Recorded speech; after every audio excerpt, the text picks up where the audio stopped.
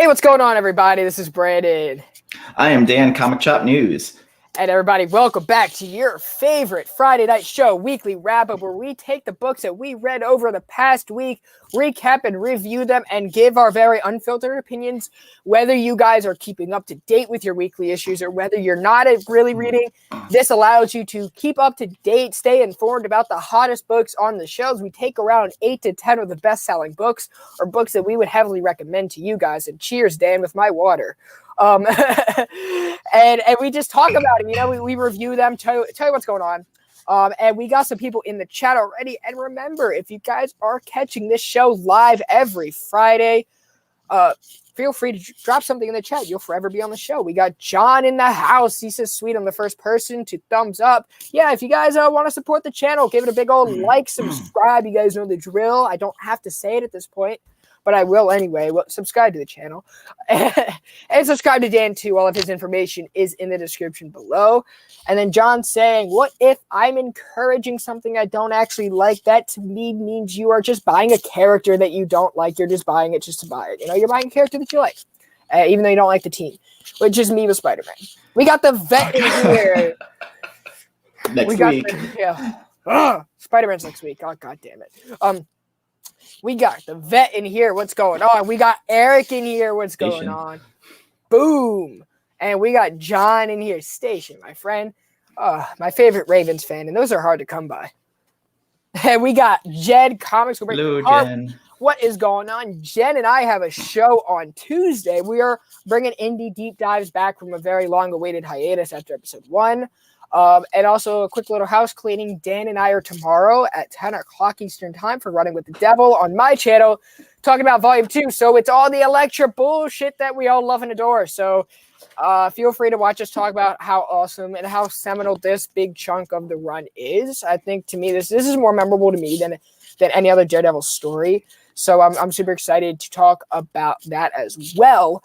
And tomorrow, before Running with the Devil, I have a show on Superpower Reviews. Justin will be there. You guys are seeing him in the chat.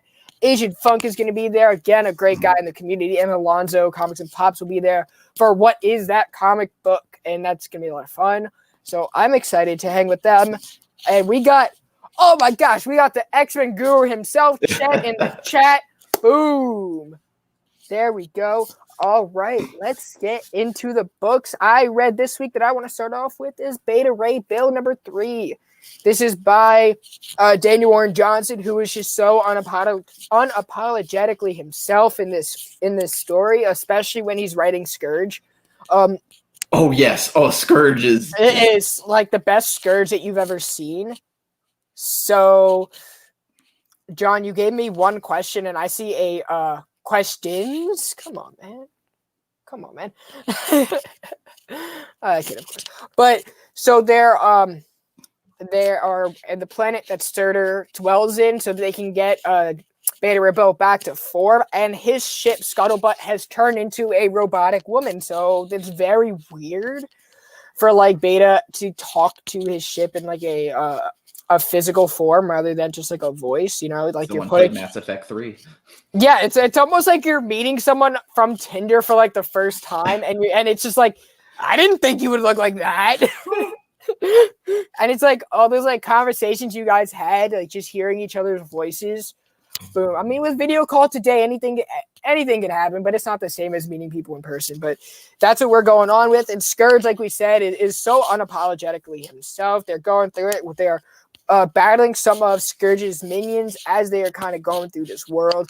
And the ship is able to transform into a submarine when they go into the lava. And it's just like a bunch of stuff that's going on that's just so bonkers. Daniel Warren Johnson has just such his own style. And since Wonder Woman Dead Earth has been on a streak, like solid. Right. And yes, he did premiere this kind of storytelling with Wonder Woman Dead Earth. And I feel like this is more his passion than Wonder Woman Dead Earth.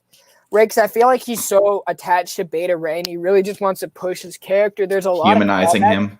Not just humanizing him, but like really diving deep, almost in like a Tom King way of how he's like taking this character through hell. So as you guys if you guys are reading the Thor run, you will know that his looks are not there, and he tried to hit on Lady Sif, and it didn't go well because because he can't turn back, and that's a complete turnoff when you look like a horse. To some people, I don't want to assume what anyone else is into, but you never know. But Sif isn't into it, and he doesn't like that. So we get this moment with Scuttlebutt, and there's like a lot of tension between them because she's like, "Why are we doing this in the first place?" And so then she like makes him a new axe out of what is Scuttlebutt. So like it like comes out of her, kind of like R2D2 projecting something. That's like the only thing that comes to my mind.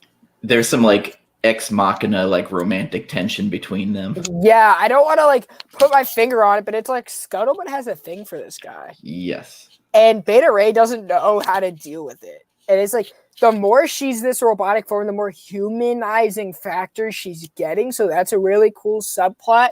And then we have Pip in there. He's kind of in the background observing everything. So this is like a big step for the Pip character because he's never really around when the violence occurs. He like dips right before, but he's there now. And that's saying a lot about Pip that I am enjoying. Most because I like Pip. Who doesn't like Pip?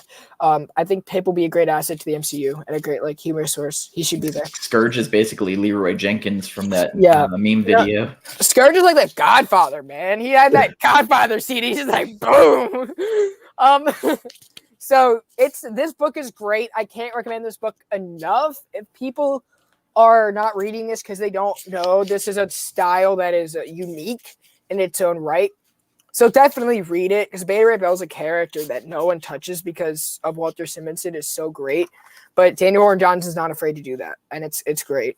And I think his art style's one, like once you get over it and kind of get used to it and enjoy the writing, like his writing's been phenomenal on this. And again, taking a character no one really uses except for a cameo or like one issue. Right.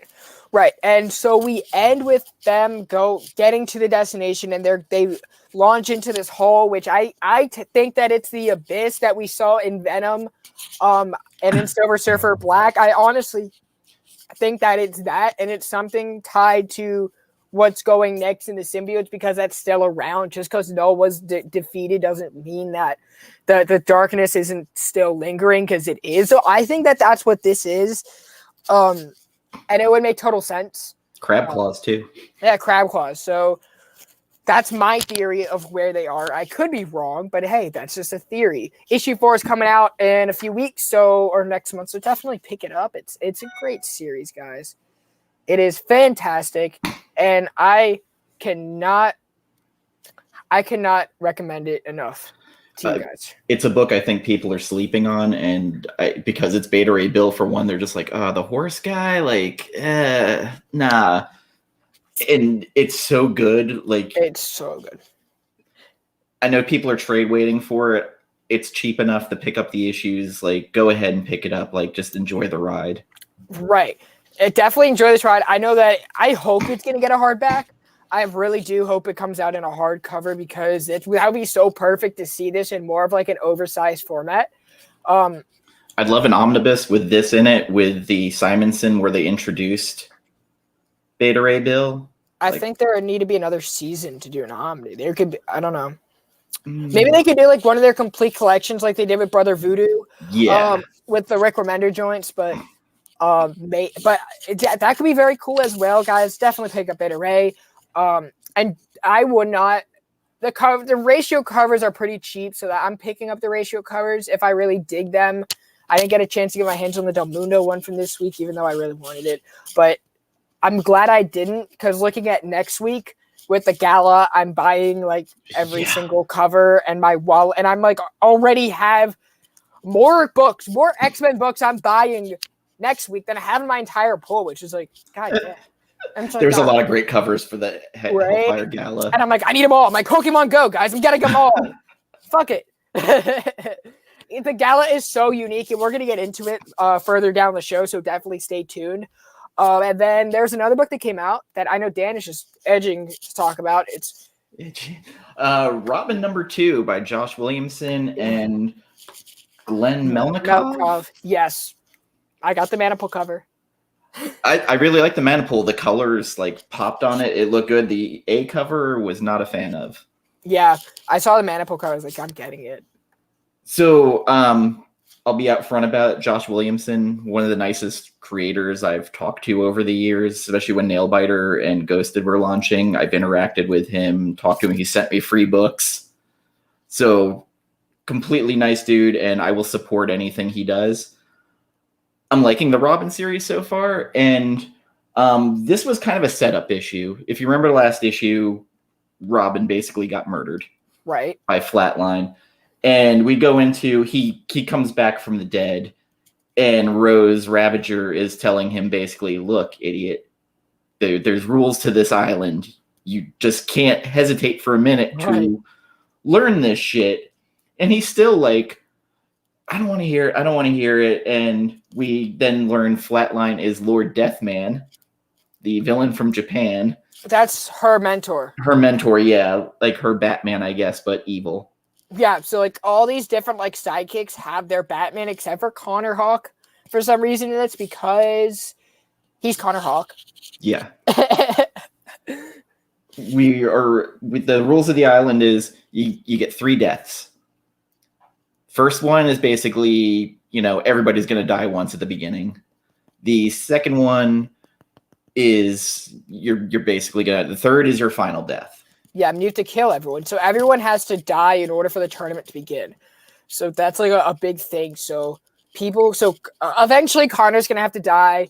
Flatline's going to have to die. Rose isn't really in the tournament. I guess she's just there lingering. We don't necessarily know her motives yet.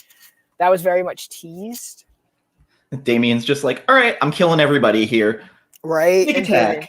Damien just like goes off and just throws his knives at everyone. He's like, oh, so I can kill people today. I just go, pew. I loved it. Basically, and then there's like characters, the Black Swan, Respawn. Right. Respawn, like not spawn, but respawn. Kind of like in Minecraft, like when you respawn. I don't know. That's where my mind went. I was like, XXL, Flatline. Black Swan was a ballerina who took the white, the white swan thing too far, and basically they're like, you got the drop on her once. It's not going to happen again. Right. Now, I have like one question for the DC universe. Who the fuck is naming these people? These new characters? That's a genuine question of mine. It's a wheel. No, I actually, like, when you're naming a character and you want it to stick, you can do one of 2 things. You can give it such a badass name, or not a badass name, but a cool name, a unique name, or you can just give it the first name that comes to your mind and just fuck it. That's what they're kind of doing. I feel like with Punchline, and I love Miracle Molly, but her name's a little stupid. Clown Hunter. Like, yeah, they get you know their job description, right? I get it. Great. Flatline. What's she gonna do? She's gonna kill people. Who'd have thought? No, she was gonna read you the Urban Dictionary. Fuck. Yeah. That's what I want to know. Who the fuck gives these character names? Respawn. No shit. He's coming back dead from an island. Wow, DC. I never saw that coming. I'm sorry, but that is my biggest gripe at DC right now. Y'all ain't giving y'all characters good names. Colossus, Storm, Nightcrawler, cool ass names. Shit, it's not hard, people. You had all of 5G to think about this. Oh God, 5G. Oh. You had all of COVID to think about this. Boom. Robin issue 2 is okay. Not great. Had moments, but I'm not sure if I'm going to keep with it. I am going to keep with it because I like having a Robin run, and I think that the more we buy a Robin book, the more featured Bat Family characters DC will explore. I think by issue 4, we'll know if you keep going or not. Yeah. Even though it is a miniseries, it's 5-issue mini. But is it? Yeah, it's a miniseries. Okay, well, I guess I'll go with 5 then. I feel like what was I gonna say? I feel like this book is so art dependent. Like, I feel like Williamson is just like, yeah, I just had years of writing Barry Allen to where I gave it my all. Let me just sit back and enjoy my artist. I feel like he's doing that. And I think that Williamson has worked up to the point where he can say, hey, guys, I want a good-ass artist. And boom. I'm doing Marvel method now. Here's an outline. Yeah, I'm the anchor, guys. So while I'm giving you guys your next, your Infinite Frontier, you give me Zermanico, you give me You got Melenkov. You give me everyone I want. And they're just like, okay, well, you can have it. And I think they learned from Flash Tom. run, he earned it. That Flash run was great. And he didn't have a tenured artist for like half the run until Howard. They said, hey, take Howard Porter. Just take him. You earned him. I feel like he doesn't have to earn it. I wouldn't say this is a rant. I would say that's like a mini, like kind of like we're all thinking it. I'm just saying it out loud. But yeah, don't think I'm going to be ranting tonight. And the end of this was bullshit. It was fucking bullshit. Yeah, the end was like, we're taking you to a party. Get the fuck out of here. Like, seriously, that's how you're going to end this fucking issue? Like, and she's like, yeah, I'm going to teach you. Rose is like tutoring Damian in like how to kill, I guess, on this island because her father is Deathstroke, and that was a big push for his character in Teen Titans was the whole Lazarus agenda. So that was a cool little callback. But the fact that she's like, I'm going to teach something that Batman never did. And Damian's like, I know everything. Batman just didn't teach me how to kill, but I have that in my blood. She's like, yeah, we're going to a party. This is equally as ridiculous as it was in Kickboxer, where Van Damme goes to the bar, gets drunk, and does splits and punches people in the nuts. Yeah, because they can't kill at night. That's another rule. They can't kill at night. So they'll get drunk and fight hungover the next day. Because I guarantee you, one beer will knock all of these motherfuckers on their ass. So we've all been there when we first started. So yeah, like I felt this was a setup issue, and for a second issue, I didn't think that was a way to go. Yeah, I thought it was great until the end. I was like, what? Okay, cool. But it's fun. It feels very youthful, but also pushing the book, like the plot. So that is what I enjoy as well. Just like they really capture the youth of Damian and the youth of the situation that he's in very well, while dealing with mature factors such as death. I can kill? All right. Yeah, it is like, oh, fuck it. It's almost like they're like Krakoa, but they're out to say, hey, we don't care if you die. But yeah. Third one, though. Just know. The third one is definitely... They're going to kill some characters heavy. I feel like there's going to be a character in the next season that's just completely get their ass kicked. Respawn. I think Respawn is just going to die and just, oh, your name's Respawn, you're not coming back. Sorry. You have a shitty name. Basically, yeah. Oh, my gosh. But I do be looking pretty every day, just like I didn't say that, but okay.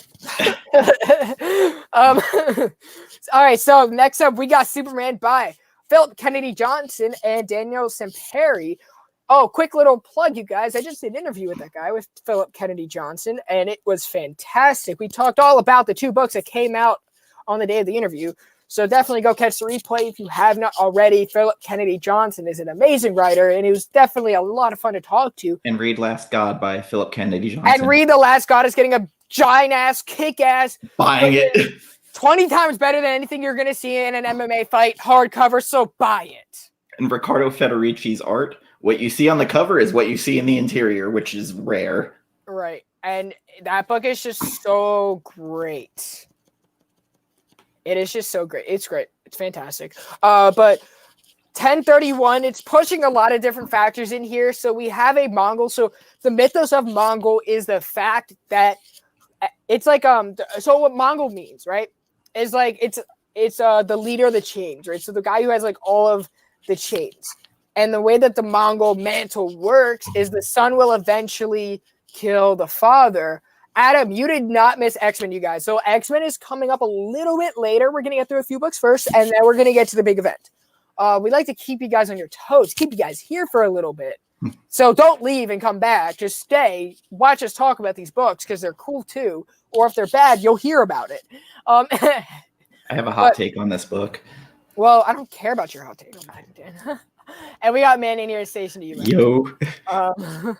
So this book is the way Mongol works is the son will kill the father and take over the reins. The Mongol that we saw in the Bendis run is different from this one. Okay? Because this Mongol actually understands, hey, Superman is kind of a big deal, and I can't do what everyone else has done, all of his rogue galleries have done, and take him like little lighthearted. The thing about Superman is he's so humanized in the Bendis run. This is kind of giving you the world building of War World that we saw in future states. That's definitely retconned in here, but it's also giving Superman something to do, and it's giving other than dealing with John. So this book is pushing that plot of Real World while also furthering the relationship between Superman and his son John, who was sent to the future in the Bendis run, aged up completely to be in the Bendis agenda of Legion. That's the only way that I can explain it. It was a pure Bendis decision, and we're now suffering the consequences. But is it a consequence that he's aged up? No, because Philip Kennedy Johnson does it in such a way where it's so heartfelt and heartwarming, and it's a love letter to his son at the end of the day. If you want more information on that, check out the interview. So the art in this book is so bombastic, and it's the best that we've seen in Action Comics, mostly because John Romita Jr. drew some garbage in the Bendis run, and I'm not gonna put any different. I love JR and what he's done for the comic industry, but I think that a lot of these older artists cannot really adapt to the new kind of style, the new formatting of comics. So I think that JR's art is definitely suffering, and Klaus James is the inking, which is very hard for me to really understand the problem, other than the fact of generational. Bombastic. I've been working on my vocabulary, guys, so thank you so much. I'm trying to improve my vocabulary. Oh my gosh, I'm wearing headphones. That just vibrated. Damn, Dan, you're torturing me with these dings and stuff. Sorry. Disney Plus, they're telling me Cruella's streaming. Who cares? I know, but it still goes to the Apple Watch. So yeah, in this book we're pushing these dead languages that are reborn, and Superman wants to go deal with that as well. And he rescues one of Mongol's henchmen who's a slave, and he brings her to the Forge of Solitude. But the twist at the end of the book is she has the Superman mark, the House of L mark, just so Mongol's this is the guy you kill. If not, I will kill your race. And the brandings. They're branding people in it, the Superman symbol. Right. So you get a lot of that. And the branding is this is who you kill, or there will be a consequence. So it's not really a Thanos degree, but it's Thanos on steroids mixed with a little bit of asshole and dick, and I don't care.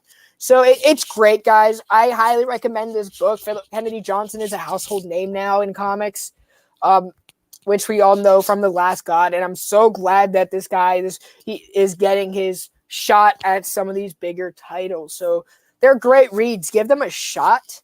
Dan, I know you have different opinions. The Atlanteans are dicks in this, and that's kind of awesome.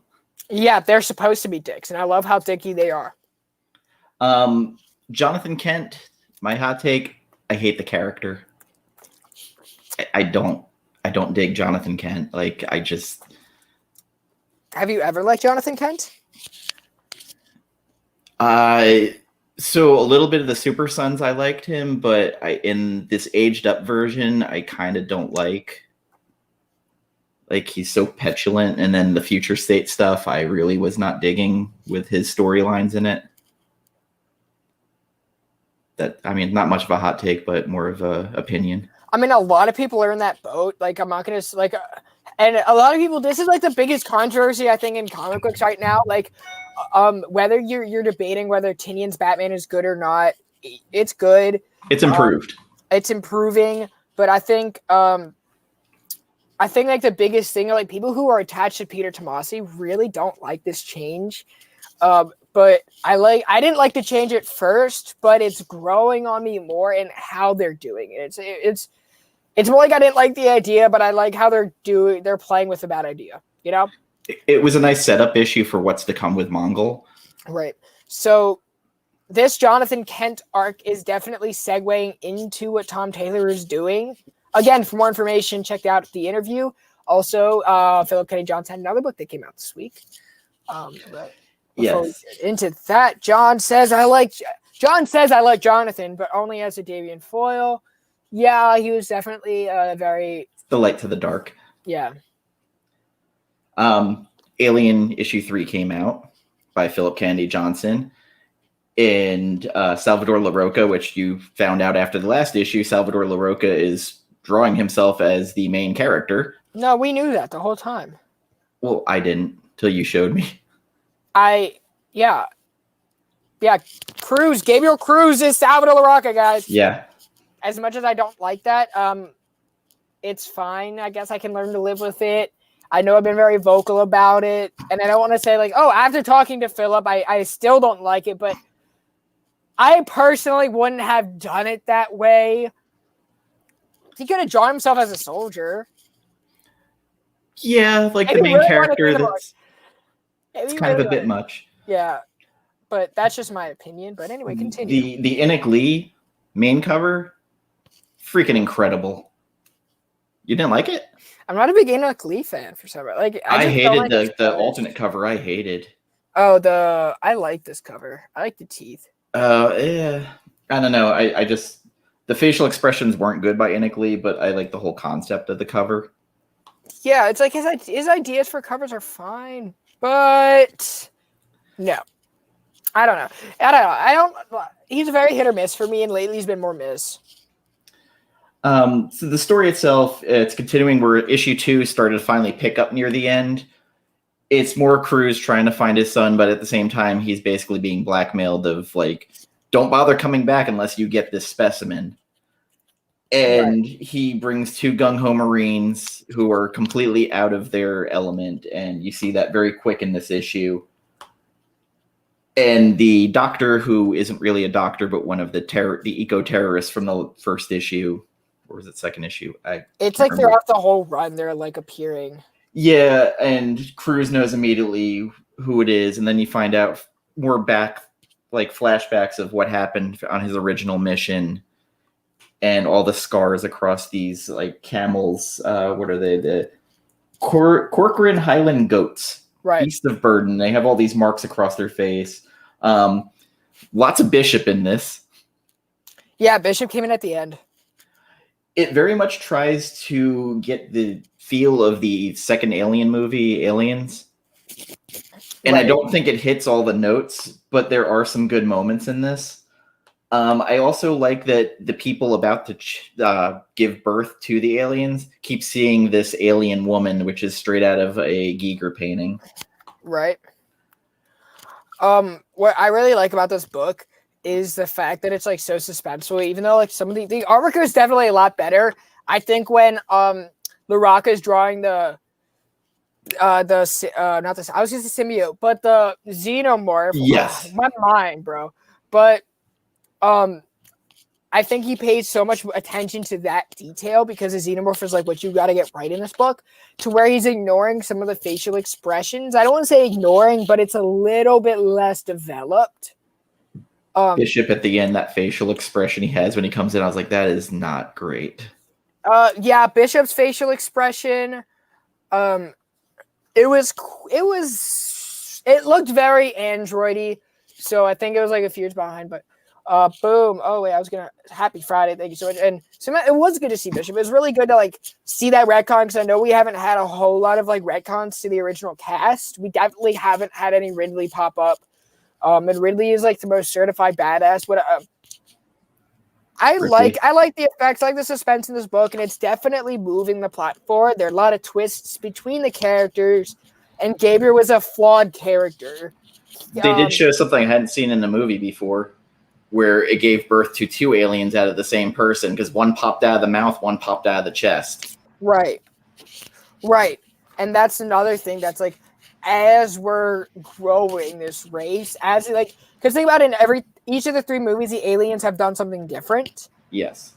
So this is what's going to be different, and I like how we kind of saw the alpha, like the queen, in there. There's a new queen, new queen on the street, I guess, but I really do dig it, and guys, the nostalgia in this book is so great. It's fantastic. Each issue is picking up the pace a little bit more, which is good, because I know a lot of the complaints of the first issue is too slow, not enough going on. Well, that's because like you have to set up the world that they're living in. And Philip Kennedy Johnson is an expert world builder. I'm going to say he's an expert world builder because, again, go read The Last God. What are y'all doing? Definitely pre-order that hardcover, that sweet hardcover. Right. And if you cannot get it hardcover, just reach out to me and I will try to find one for you. Reach out to me. Has it. Amazon has it for pre-order. Yeah. Or you can contact me. I'll be my LCS is Beyond and Third Eye. So Third Eye, of course, Phil Kenny Johnson is his local shop, so they're gonna have a lot.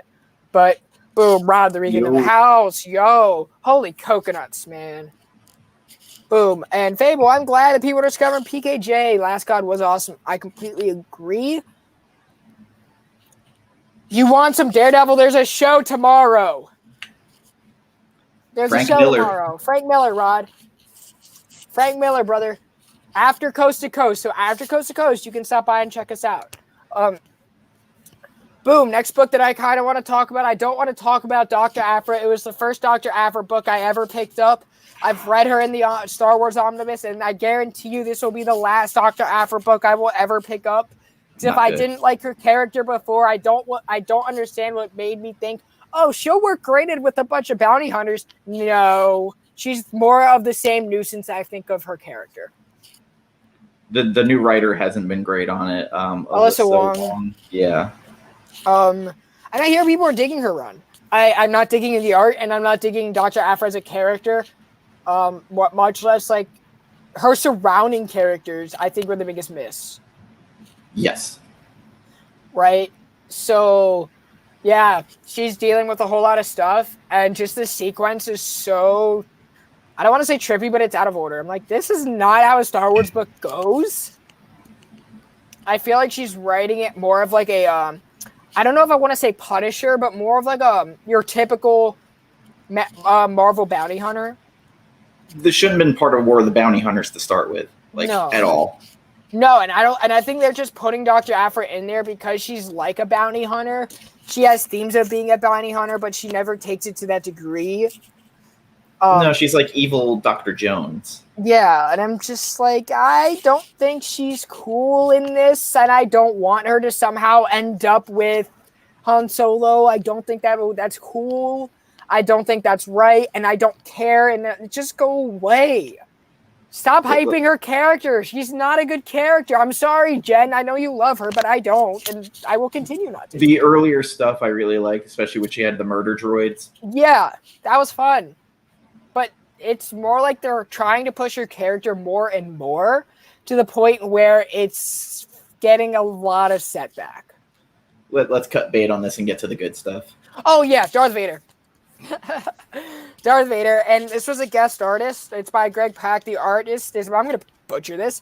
Villanova. Guillermo Villanova, which is great. Dean White was the colorist, so it's great. Marvin Wynn, good vibes. Permani's all the way. Fantastic. If you guys have not had a Permani sandwich from Pittsburgh, definitely go buy one. Your taste buds will be in heaven. I don't know if I can say the same thing about your stomach, but your taste buds will be in heaven. But so we're dealing with Darth Vader coming back from Exegol. Sorry. From Exegol, and he's getting pieced back together. And Sidious is like, "Yeah, I'm your master. Yeah, bitch." And so and he's like, "But now you're a Sith Lord, so you know your place, but you can make your own decisions." And we're piecing him back together, and we're getting a lot of flashbacks between him and Luke, between him and his encounters with Han Solo, which is establishing Vader's connection to this whole plot. Vader wants the Millennium Falcon because it dicked over his Death Star. Yeah, his Death Star. And they're cutting his limbs off while he's having these flashbacks and replacing them. Yes, so like the darkness, I was really impressed with the lettering. Yes. In this book, so that was the biggest push, and Vader is like, okay, I'm taking this assassin, and we are going to get him. And that's where we're left off. Vader goes to Tatooine because he knows that Han Solo is going to end up there eventually. He's like, yeah, Jabba. And Ochi talking to. Yeah. He's like, I serve power. Yeah. So I thought that was a very bounty hunter thing to do. Solid run.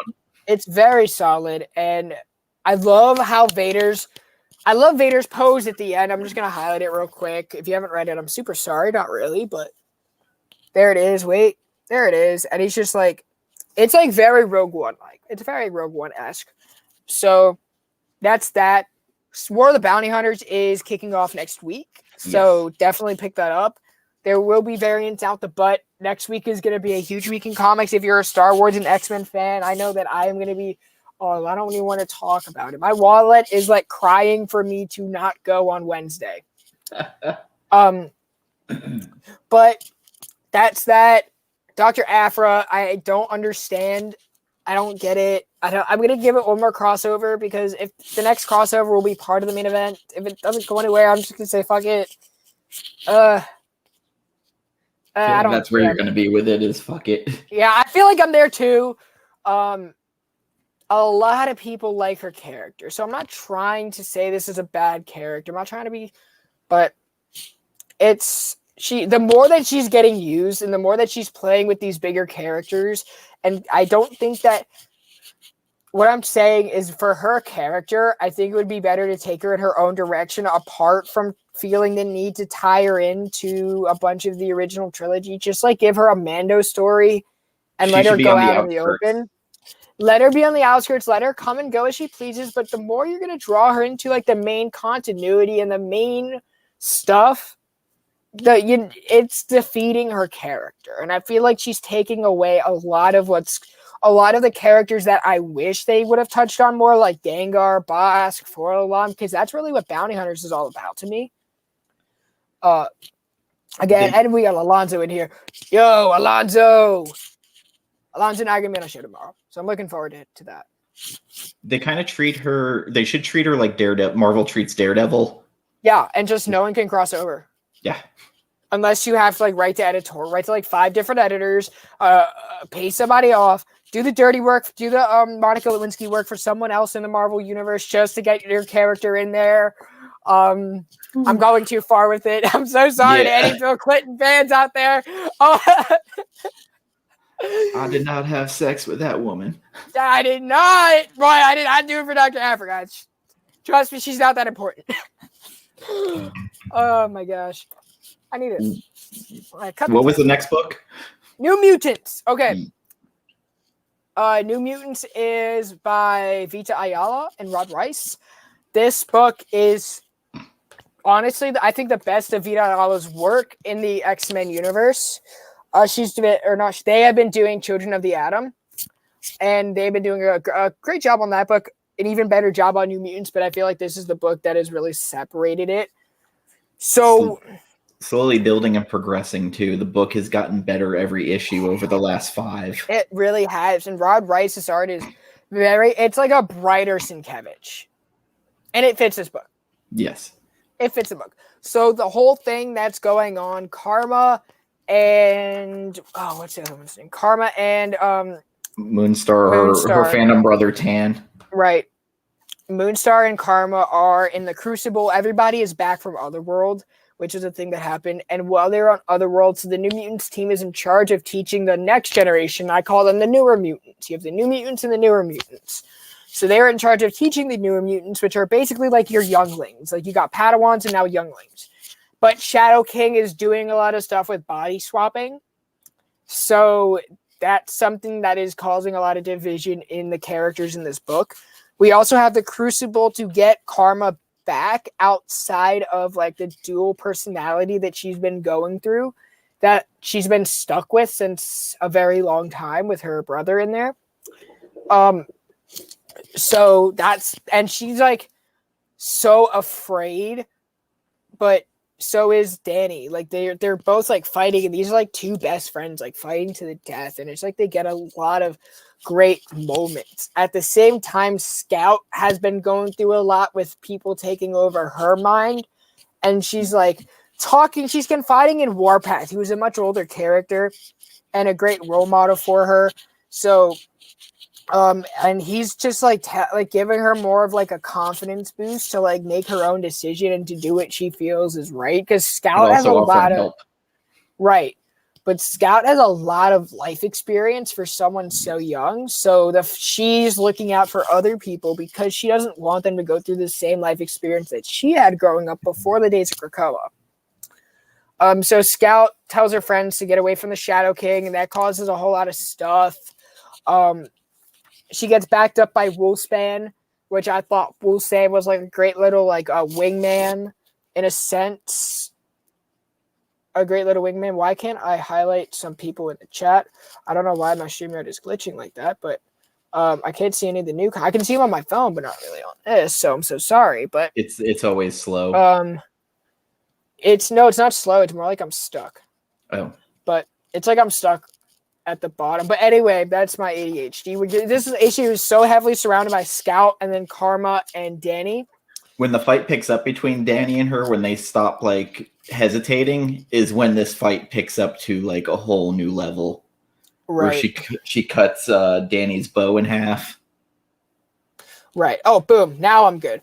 We got Joshua in here. What is up? Bill Clinton fan fiction. Oh my God. Oh my gosh. But so, and then Karma wakes up and everyone is cheering for her.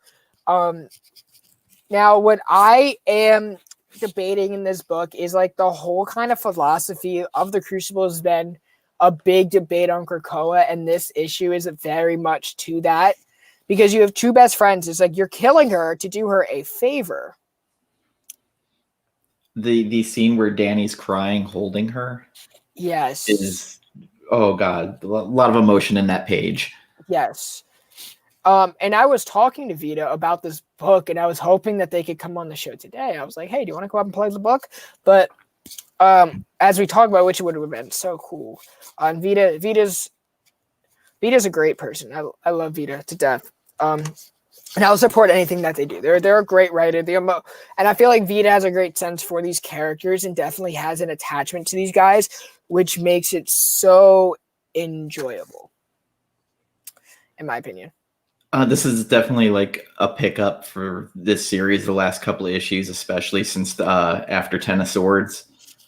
Like if you're not reading it, you should give it a try. Check it out, especially if you have an affinity for the old Sienkiewicz run.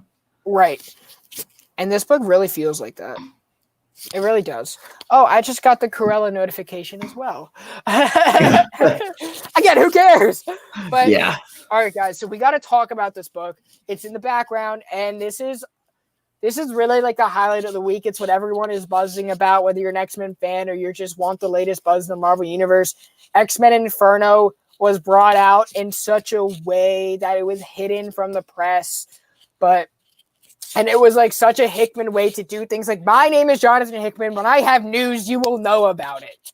I'm not going to do a Todd McFarlane and say, I have news about news. I have news that I have an announcement that I will be announcing something in a few days, whenever the fuck I feel like. He's like, no, I'm Jonathan Hickman, and this is my project. I'm going to tell you when I want to tell you in wherever sequence. So if you want the books to know later, the last 3 issues with the Vault. So a few X-Men issues you're going to want to remember. Like, you always try to figure out, what is Hickman doing? What do I need to remember?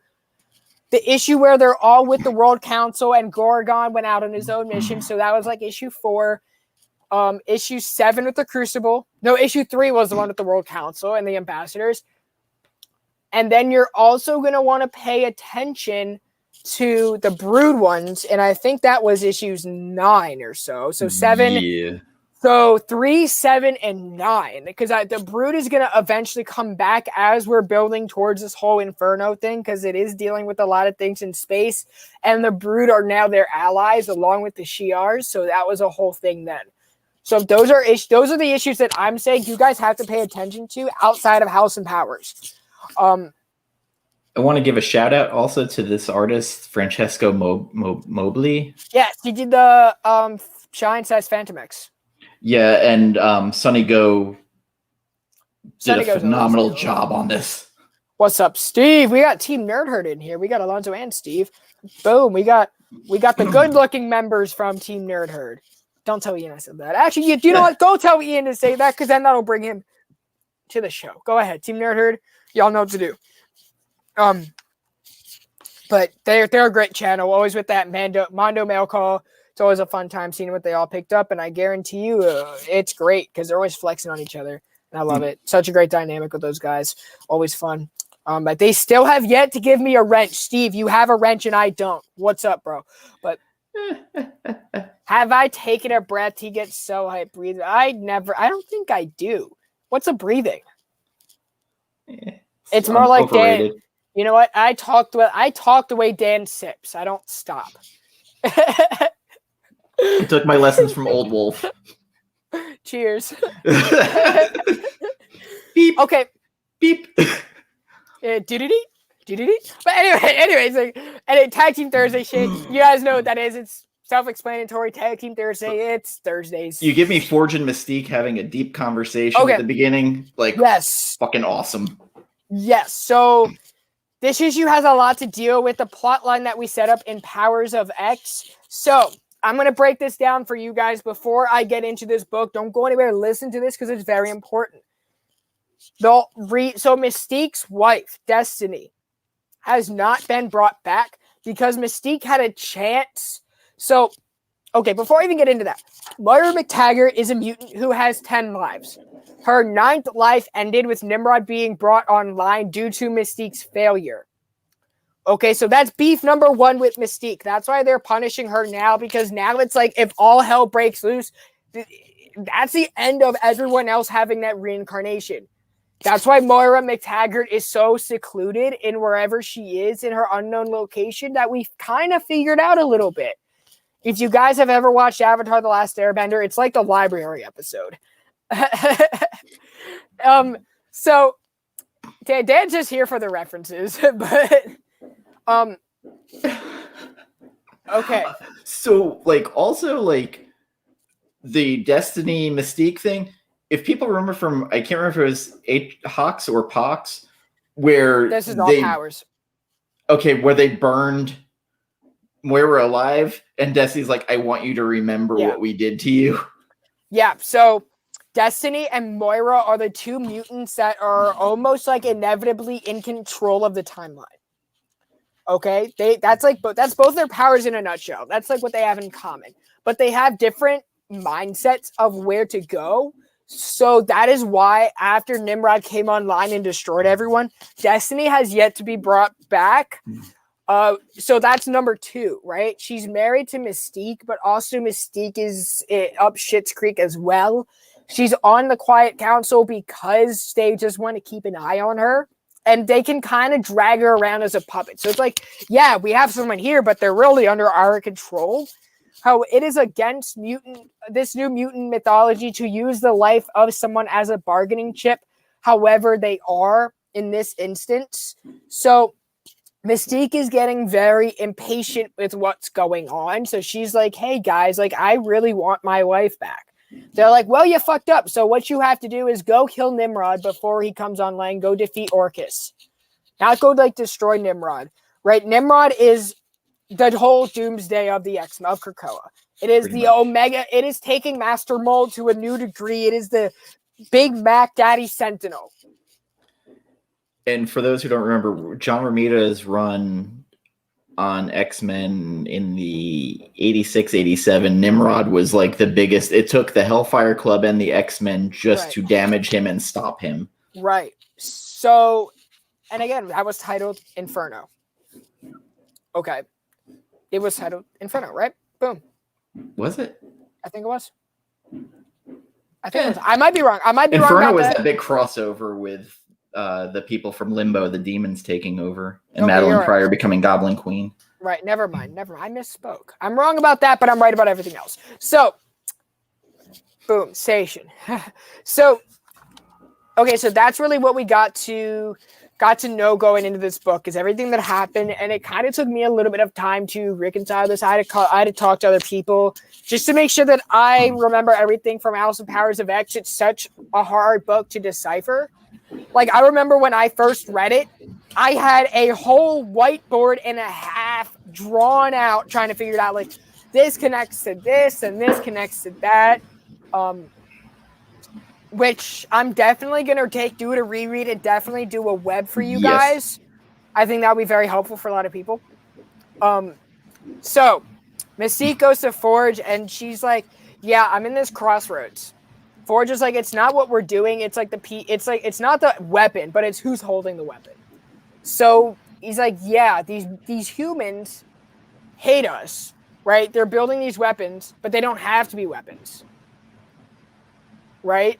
And it's like, what can you do with this? It's not about it's not about what you created. It's about the person who's going to use what you create, and that's what Forge is really going at.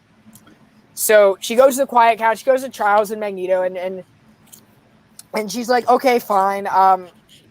I will go kill Orcus for my wife. And they're dangling that. Like, they're like, okay, she will be at the front of the reincarnation if you kill these guys. Obviously, that's a bluff.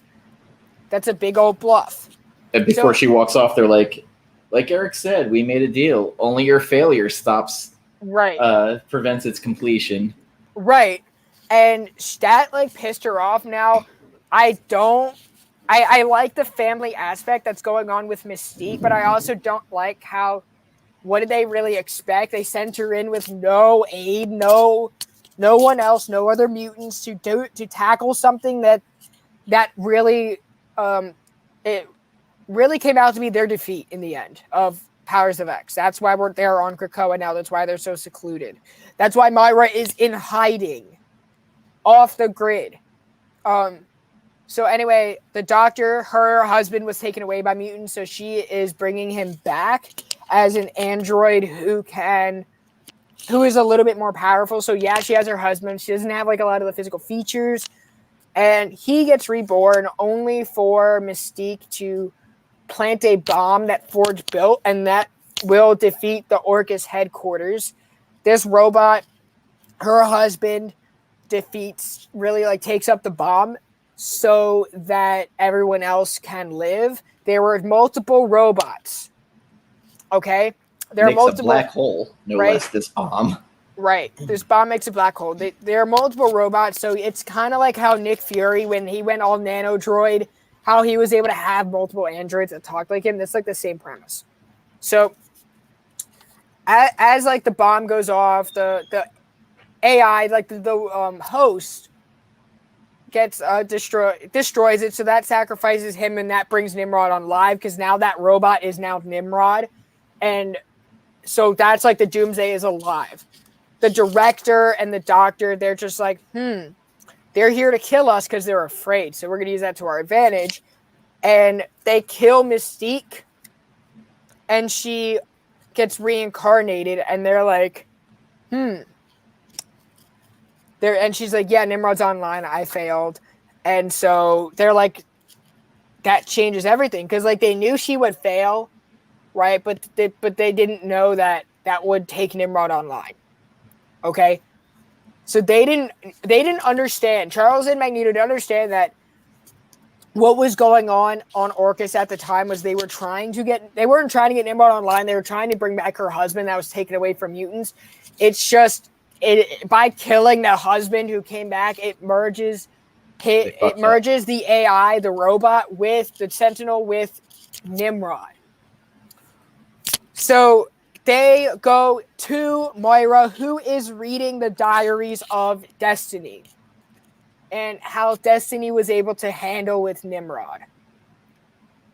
Charles Xavier also has a very gangster line here, where Mystique, when she gets reincarnated, is like, well, what about Irene? And he just turns to her, he's like, what about her? Right. So Irene is Destiny. So yes.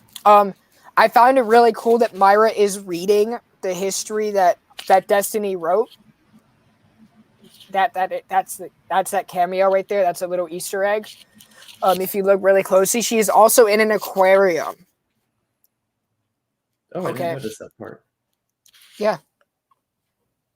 She's on volume 1. And they show at least 6 volumes. Well, 1, 2, 3, 4, 5, they show volumes. A lot. They show a lot. So that was a really cool Easter egg that I don't think a lot of people picked up. And it's really a call to her character that even though I hated this person, they have something important to say. So that is your epic breakdown. So the next page is Inferno. And that is going to be the next event after the Hellfire Gala. So leading up to the gala, we have a lot of working pieces that they have to address. And it's really bringing out the hype for the gala for me, because it's so different. Right? You have Otherworld, Earth, all of the mutants in one spot. It's not necessarily a house cleaning event, but it's a let's celebrate in like our prom, like our Cinderella's gown ball, you know? Let's celebrate, let's move forward, let's address everything going on, but we're also, something's gonna happen. And it's so unique and different. And it really does fit the tone for what Hickman is aiming for. And the fact that this type of form, let me tell you guys why X-Men is so great. There has never once in my memory that any comic that I've ever read, you have a team, someone with a head surrounded by a great team of creators and writers and artists pushing an agenda forward.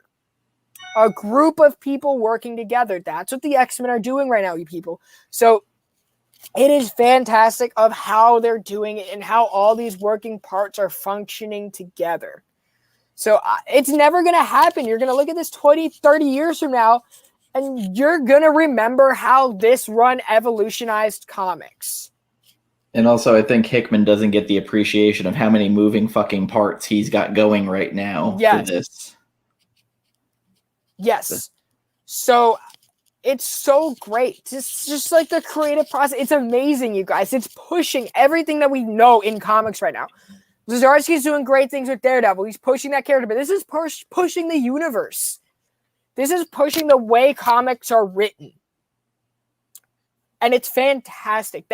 The Gala is something that is so creative in a series, in a group of people that have been around since 1963. 1964, rather. Okay? It's so great to see. You pick up a lot of comics, right? A lot of Avengers comics, a lot of Fantastic Four, a lot of Batman, Superman, and a lot of times they feel like we've read it before. Right? And if you guys are newer readers, you're gonna eventually feel that way. It's like, okay, yeah, this relates to this. Like, oh, I just read this in this book, right? But you're not gonna. You can even kind of see those parallels. Teen Titans Academy reads kind of like a knockoff Strange Academy, but what Hickman is doing is unlike anything we've ever seen in comics before. I think he learned lessons from Secret War also, where when things fell off the rails for him on that. I really like this question. What would you say are the biggest style differences from old comics? I would say definitely like the way comics are formatted and drawn. I would really say is the biggest things. Like you can take a character, their characters are going to change, art style is going to change, but this format and the way that like a lot of people are doing things digitally, I would say the biggest difference is because things are done more digitally now. It's not, okay, it's going to be this creative team. It's going to be this writer and artist. It's going to be this writer with 500 different artists. And as an artist in comic books, you get put on a book. It's not, okay, it's not how long am I on this book. It's more like how many issues do I have to tell? It's like how many issues do I have before I'm off? Or it's like, I mean, the biggest difference for me is just the ability to send files digitally where everybody can communicate easier. No way would they have trusted long-form storytelling like this back in the day, ever.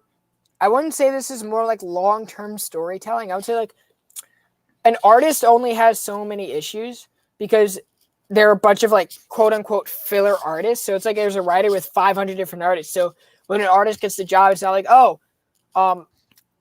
how many issues do I have or how long do I have on this book, you're never going to see an Ed Brubaker and in a Steve Epting run anymore. Mark Bagley and Bendis probably on Ultimate was 100-something issues, which was insane. You're never going to see that. And you really got to know the creative team. Capullo and Snyder probably were also almost as long. Right. They were 52 issues. Mm-hmm. With an annual that was impressive not drawn by Capullo. So, yeah, Chichetto, great. Him and Zdarsky, but you're not getting Chichetto every issue. He got breaks. He had breaks, right? You didn't see Lionel Udrih every issue of X-Men. So, that's really where I stand on all that. And I think runs are better when you have that tunnel vision between the two creative teams. And I think that's the reason why some runs suffer. It's because you don't have that singular, that tunnel vision. Which is why you see so many creative teams kind of huddle together.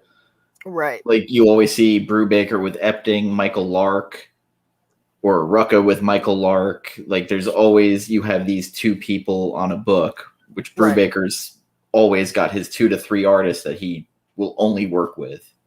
Right. And I think that's great for the good of the story. I really do. I think that's fantastic for the good of the story. We do have another book to talk about. Do we want to do something as Killing the Children or Detective Comics? Let's do Detective first. All right. So, who's talking about it? I just talked for a little bit. So Detective Comics, first thing I'll say, I was very happy to see Huntress pop up in a book. It's been a minute. Oh, since the last issue. Was she in the last issue? Yeah. But she wasn't in the main story, was she? She was in the main story. She came in for the last 2 Detective panels. really is a book. It's very forgettable for me. And I hate it because Dan Mora is a very good artist. I haven't really been enjoying Tamaki's writing. I'm the complete opposite. I'm really enjoying how grounded this book is. What's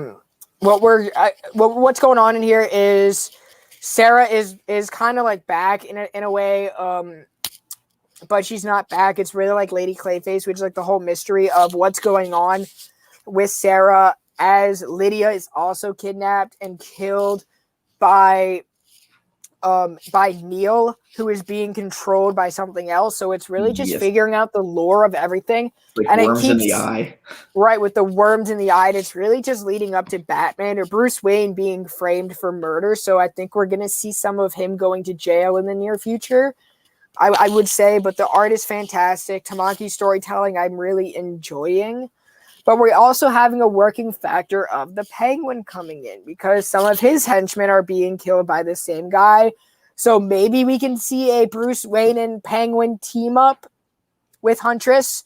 And Huntress is dealing with a lot of the same clues of, okay, her friend died. A lot of women in Gotham are not afraid to go out, but afraid to stay inside.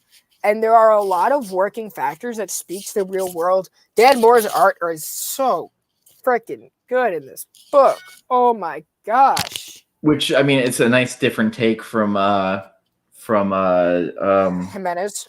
No, Once in Future. Once in Future. Dan Moore drew Once in Future. Yeah, it's a different. I mean, it's his style, but it's nice to see him drawing something different. Right. And he draws incredible angles in Gotham. Mm-hmm. So I'm really liking like the whole nitty gritty of everything. The colors are fantastic. But we're figuring out a lot of the answers. I wouldn't say this book is a lot of setup, but it is. It's set up and it's also pushing the story more. Nakano and Sarah's father, Mr. Worth, who is like the freaking big boy. He feels like big boy walking out in a Super Bowl with the fur coat. So they get their moment and he's pissed. Nakano is only focusing on Sarah Worth and is overlooking everything else because he's a dick. And I don't like Mayor Nakano, but he's important in this book. Oh god, it's never ending with him. Yeah. That's like my one setback. But really, like the biggest like thing that happens is Neil is dead. So Neil is not like, as Batman figures out that it's Neil, it's somebody else as well. And then the backup story is Huntress talking about it. She's like, well, I thought I found him. I didn't find the killer. Yeah. And she's like, yeah, this guy's still a dick, but he wasn't the killer. So we're getting like a lot of working parts. It's great to see Huntress in this book, and I really implore you guys to learn more about Huntress because she's a lot of people complain that there's too much of Batman, and while they're right at the same time, there's a difference between Batman and the Bat family. The Bat family, I think, really hasn't been touched. They haven't really been unlocked since Tinian on Batman Eternal and his Detective Comics. And so Huntress is a big working part of Batman Eternal. They've always kind of treated her on the outskirts that Batman tolerates her, but he doesn't, not a real fan of hers. You see that a lot in No Man's Land. Right. And then I'd say her best stories that humanize her a little bit more were the Gail Simone Birds of Prey run. Right. So I think we haven't had enough Bat Family characters, so I would like to see more of that. So keep buying this book. You'll keep getting your Bat Family characters, which are great, because that's like the perfect place for them is a backup story mixed into the main. So that's something that I am really, really appreciating in this book, and I hope you guys are doing the same. Makira Tamaki is a fantastic writer. She's speaking out on a lot of issues that we would not think that would happen in Gotham. Like that happen in the real world that we think about, but we're like, Gotham is such a hellhole, right? That must not happen because there's so much hell going around. You don't think about, okay, the basic robbery, right? Because cops are not going to worry about someone getting their wallet stolen when they have people dying in Gotham every day. The cops aren't going to be worried about domestic violence, right? And we're not going to think about domestic violence because we're always thinking about who's dead in Gotham. So the fact that she's calling this out is such a great thing. That's like a different perspective and a different way of thinking to a lot of the citizens in Gotham. So that's what I really like that. And there's a lot of killing in the book. There's a lot of killing in the next book that Dan's just going to talk about. Oh, by the way, this was the cover that's like out the butt expensive right now with store exclusives. My advice: buy a cover you like, stick to it. This book will definitely trend down. I don't think that it's going to keep going upward. Read it. Buy it for the read, you guys. Buy it for the read. I feel like this book won't get adapted for a very long time. You'll see more of Tinian's other works getting put on the big screens first. Buy this for the read. Buy this for the read. Wind happens first, I think, because that's animated. Wind is going to take the least amount of time. And then Department of Truth is also going to be up there. See, I think that to me, I don't think that'll ever make it to air. I'm excited to. I hope it does. Like, I think it'd be a great X-Files type show, but like... it's so weird and hits so many topics. I think people will be scared to do it. Tinian's not. He's not, but I have a feeling, like Hollywood would be like, ooh, I don't want to touch, because I mean they did the Sandy Hook shootings in the one issue. Like, I could see people kind of jumping from that. Like. But here's the thing about the film. It doesn't have to include all of that. True. Like, they can divert it into their own tone. Like, look at Invincible, right? There's a lot of different things that happen, not necessarily in line with the actual comic book. But only time will tell, really. That's just like speculation at the end of the day. I'm here for it. And I'm also here for the book that we're about to talk about. So go for it. Something is Killing the Children, issue 16. So I've talked on Tag Team and some other shows that I feel like Tinian on the Independents is able to stretch out his wings a little bit more and kind of do what he likes to do. And when it comes to horror, I feel like he's so in touch with what he's doing. Nice House on the Lake next week, I'm very excited about. Oh yeah, I'm getting mine for the private signing. I'm super excited about that. Even The Woods, which he did for Boom, was a fun little, well, not fun, but it was a good horror book. Something is Killing the Children has been solid throughout the series. And Werther Dell'Edera, the art just works for this book. And of course, there's a Friesen variant for this issue in particular that apes the first variant ever done with a younger Erica with a knife. I bought it. This starts out with her at 12 years old. Her parents and her friend have already been murdered. And it's the after effects of her killing the monster. And we meet, what was her name? Gwen Slaughter? Right. Perry, Perry's oh, wow. here. Yo. Perry, and my guy. Gwen is talking on the phone, and they're just like, yeah, look, I'm doing it. I don't care how old she is. Yeah, she's 12. She's 12 fucking years old. She basically killed the damn thing without me before I showed up with no training. So she wants to take her in. We also meet her little octopus that she's like, oh yeah, don't touch it. It's angry. I put the creature in there. Right. And she loves it. I guess it was like her childhood memory. Yes. Some good character moments of, this young, innocent Erica before, Is she innocent though? Brought in. Well, before being brought into the House of Slaughter, where she's yeah. I'm perceptive. That's why I don't put up with bullies.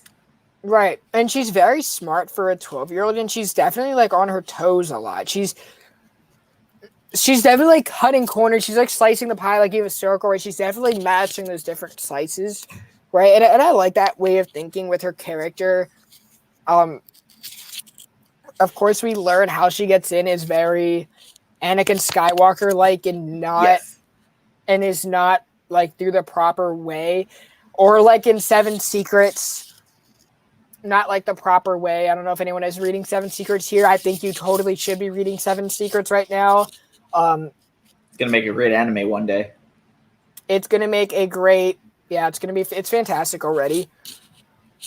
So that's what I'm really enjoying about this book. Again, you guys read it for the story. Never bank on the spec.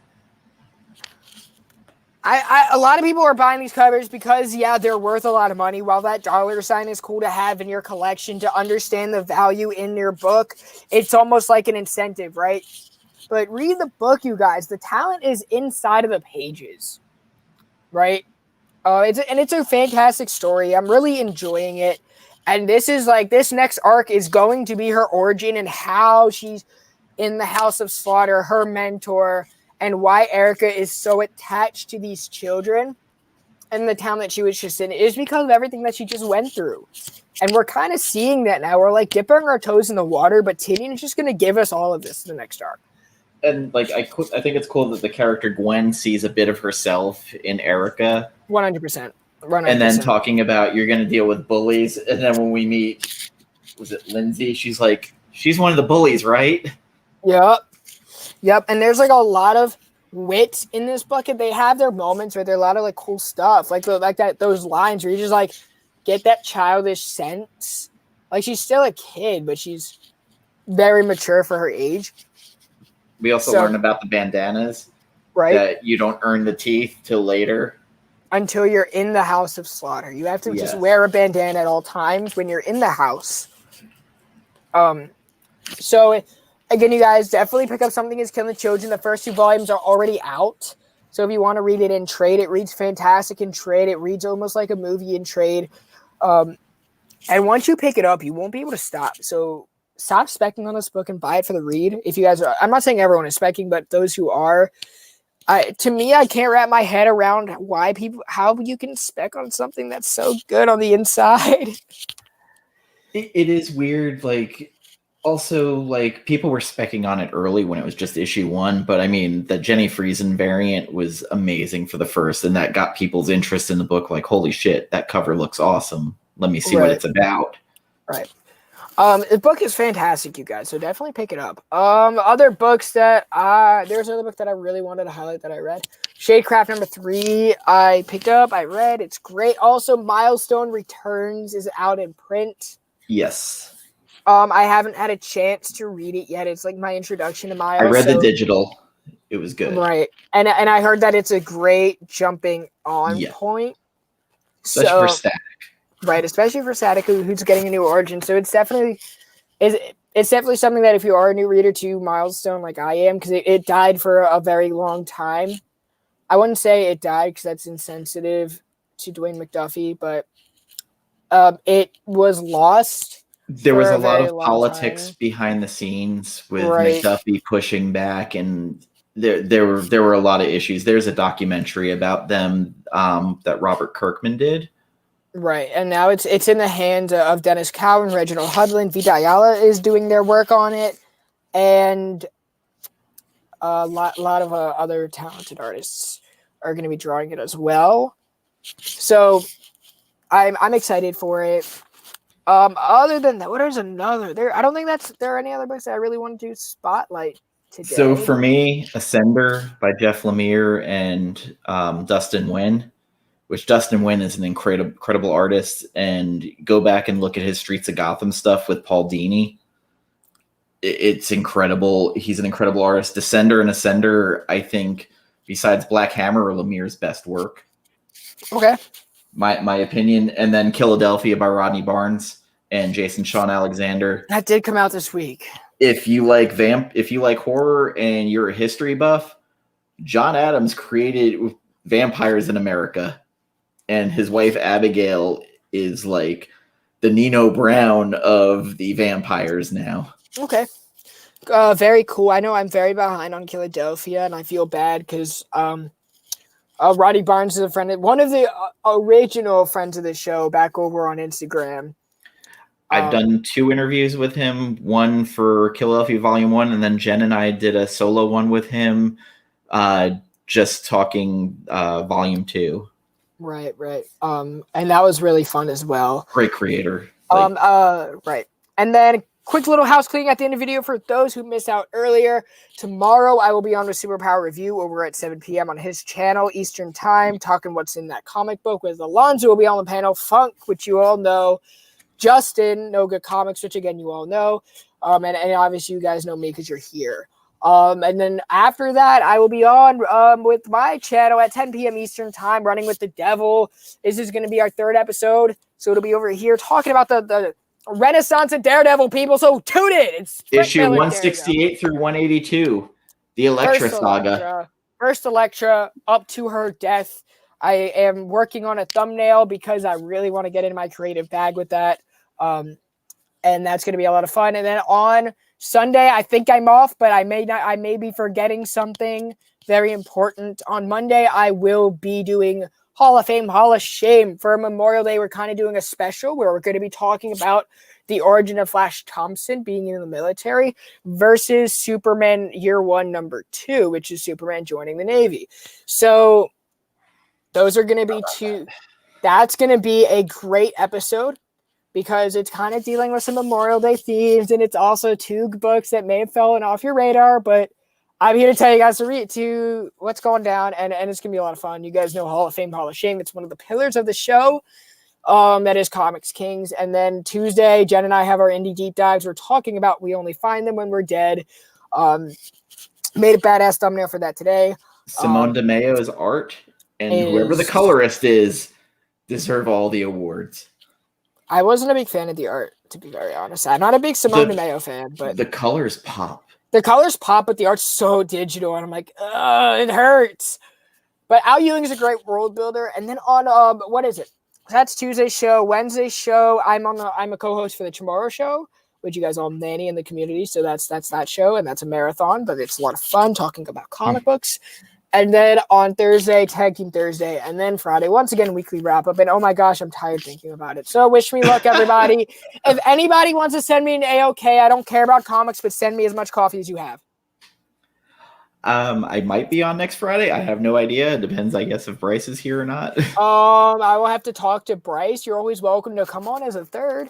Because I have weird Fridays and Saturdays off now. So, like, my schedule weirdly opened up. Yeah, so it's going to be a lot of fun. Thank you for everybody tuning into Weekly Wrap-Up. If you guys are in the live chat, thank you so much. Make sure you hit the thumbs up on your way out. And if you're catching the replay, thank you so much for giving us your time and attention. All the support is greatly appreciated.